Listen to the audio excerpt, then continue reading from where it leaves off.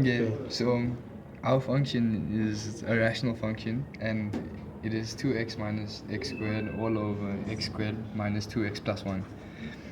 So the first step is to figure out the domain, which is from negative infinity to 1 and from 1 to positive infinity. The range is therefore also negative infinity to negative 1 and from negative 1 to positive infinity. And the next step was to figure out the intercept, which was getting the x-intercept. You therefore let y equal to 0, and this gives us the answers of x equals to 0 or x equals to 2, and we just subbed it back into the equation to get the y value of that. And then for the y-intercept, we let x equal to 0 and worked out that it was 0 and 0. Page number 2. The next step was to work out the symmetry.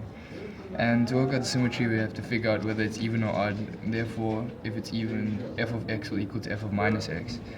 And here we figured out that it's neither even nor odd. What we did afterwards was to figure out the asymptotes.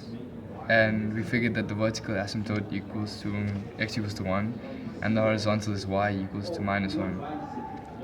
Then the final step was figuring out the critical points.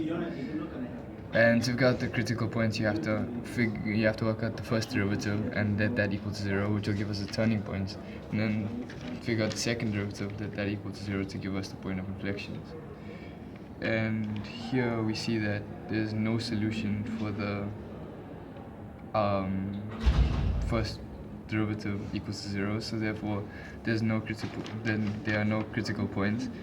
And for the second derivative, there's no solution also, so therefore there's no points of inflection. And finally, using all of that data, we figured out that this is the graphs, as here's your asymptotes and your intercepts.